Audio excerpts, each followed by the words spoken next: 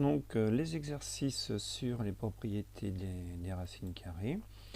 Donc le premier exercice, écrire sous la forme d'une seule racine carrée.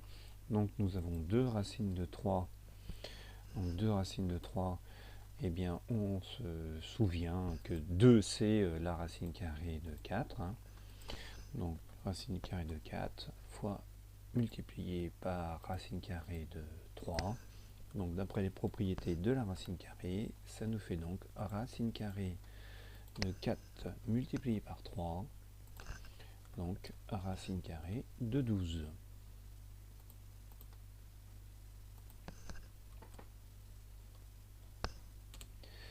Pour les autres, même travail.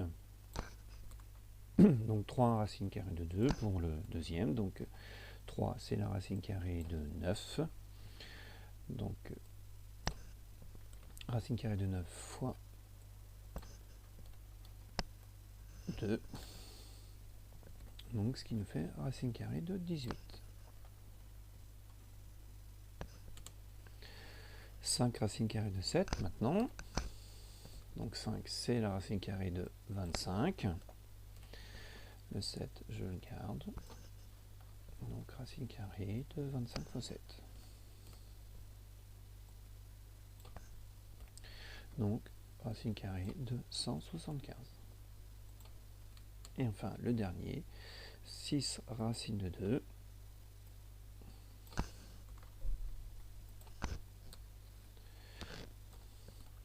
Donc 6 c'est la racine carrée de 36. Et donc 36 fois 2, ce qui fait 72. Voilà pour ce premier exercice. Le deuxième exercice, c'est le contraire, hein, comme on l'a fait tout à l'heure. Eh bien, on va essayer de trouver le plus grand carré figurant dans la décomposition de 50 en produit de nombres. Donc, racine carrée de 50. Donc, on va essayer de trouver un carré. Bon, 50, on se souvient que c'est 25 fois 2.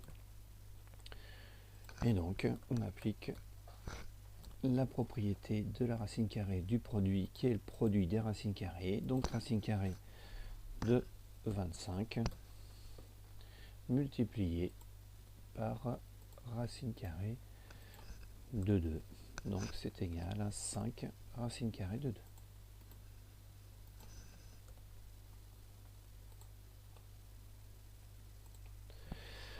Donc je vous ai noté les trois autres calculs. Hein. S'il y a un problème, n'hésitez pas à poser des questions. Alors le numéro 40 maintenant, donc nous avons la somme de 3 racines carrées. Donc comme nous savons que nous ne pouvons pas ajouter des racines carrées entre elles, il va falloir trouver un moyen de les écrire en fonction d'un même nombre. Donc c'est ce qu'on nous propose ici, de tout écrire, c'est-à-dire d'écrire les trois racines carrées, racine de 50, racine de 8 et racine de 18, en fonction de racine carrée de 2. Donc racine carrée de 50, on l'a écrit plus haut, c'était 5 racines de 2. Ensuite, donc racine carrée de 8, eh bien racine carrée de 8, on peut l'écrire comme racine carrée de 4 fois 2, donc ce qui fait 2 racines de 2. Et puis 18, donc 18 c'est 9 fois 2, donc racine carrée de 9 fois racine carrée de 2, racine carrée de 9 c'est 3, donc ça va nous faire 5 racines de 2 plus 3 racines de 2 plus 2 racines de 2, donc il n'y a plus qu'à tout ajouter, et donc on obtient 5 et 2 7 et 3 10 racines de 2. Le suivant, 60, racine carrée de 75, racine carrée de 48 et racine de 12 en fonction de racine carrée de 3. Donc 75 c'est 5 fois 3. Donc racine carrée de 75 c'est racine carrée de 25, 5 fois racine carrée de 3. 48 c'est 16 fois 3. Donc en racine carrée de 16 c'est 4 fois donc racine carrée de 3. 12 c'est 4 fois 3, racine carrée de 4 c'est 2, fois racine carrée de 3. Donc ce qui nous fait au total 5 racines de 3 plus 4 racines de 3 plus 2 racines de 3. Donc 5 et 4, 9 et 2, 11 racines carrées de 3.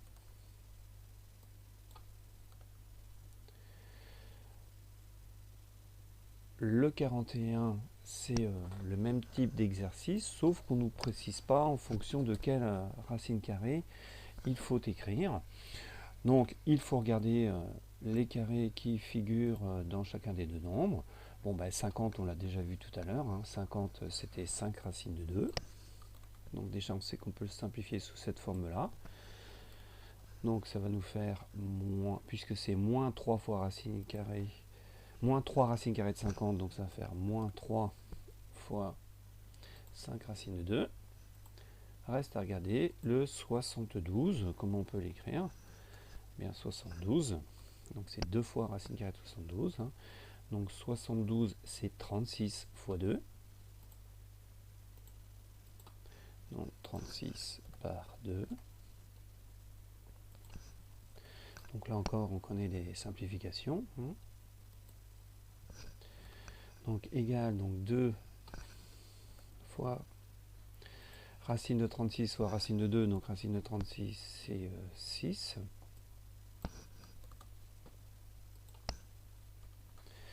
Donc moins 3 fois 5, donc moins 15 racine de 2.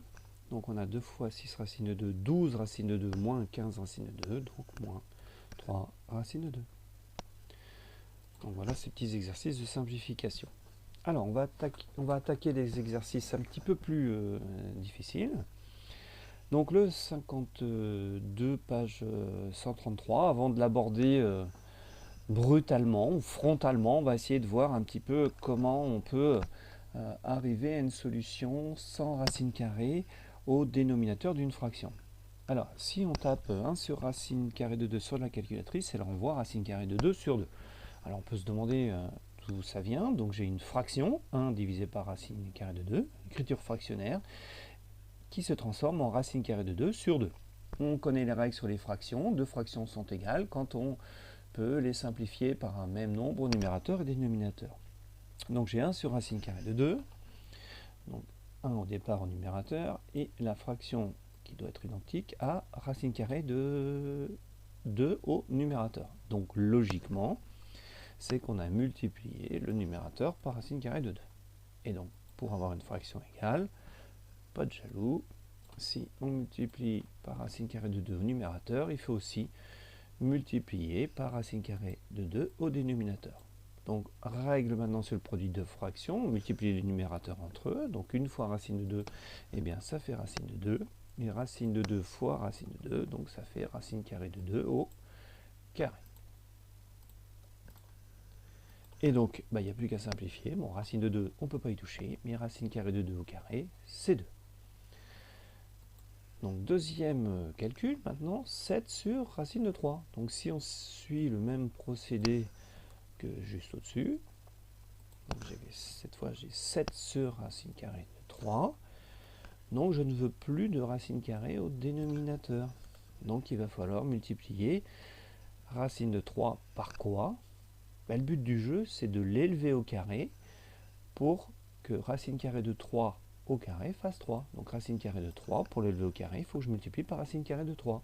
Ce qui va donc me faire, après, en multipliant par les numérateurs et les dénominateurs entre eux, racine carrée de 3 au carré. Donc j'aurai racine de 3 fois racine carrée de 3 au dénominateur, donc racine carrée de 3 au carré au dénominateur. Au numérateur, je multiplie par racine carrée de 3, et je vais donc avoir le résultat souhaité, donc qui va être racine carrée de 3 sur 3. Sans oublier le 7 que je vais oublier. Donc je vais avoir 7 racine carrée de 3 sur 3.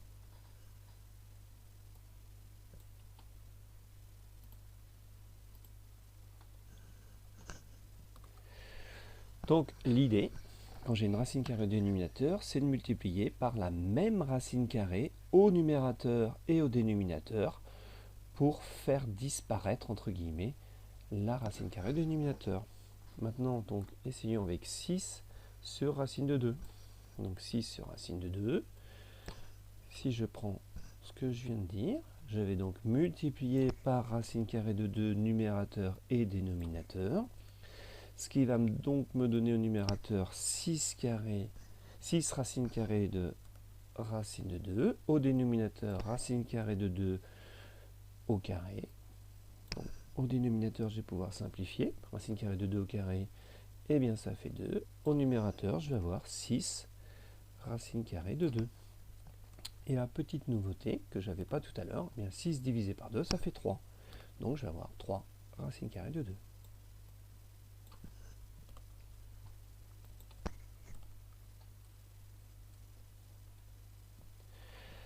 Maintenant, on va aller un petit peu plus loin, c'est-à-dire que maintenant, on ne prend pas simplement une racine carrée au dénominateur, mais une expression où figure une racine carrée, en l'occurrence ici 2 moins racine carrée de 3. Alors, on a envie de dire, bien, il faudrait faire comme auparavant, multiplier par racine carrée de 3 au numérateur et dénominateur. Alors, je vais l'écrire. Et que va-t-il se passer si je multiplie par racine carrée de 3, donc au numérateur et dénominateur?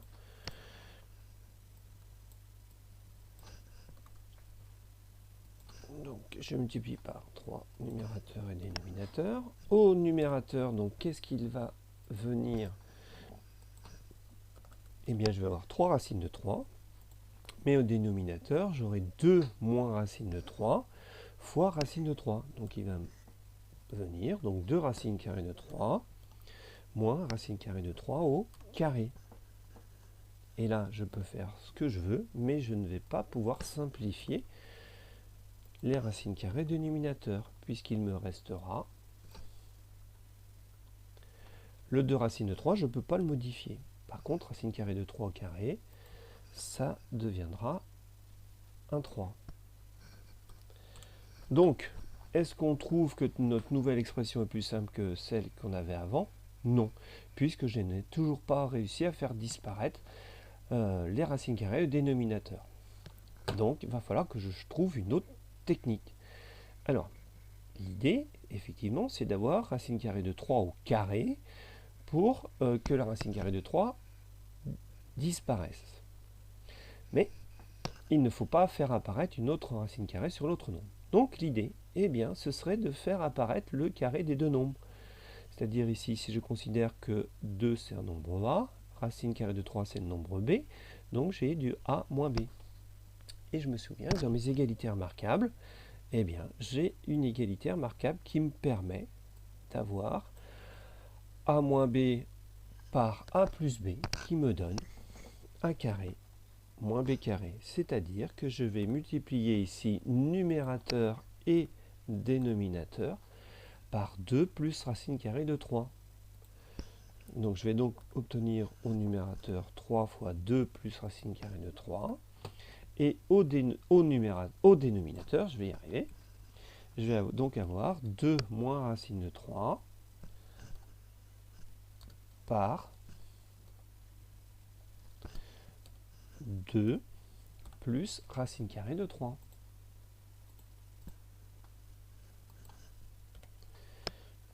Donc ce qui va me donner au numérateur, donc 3 fois 2, 6 plus 3 racines de 3.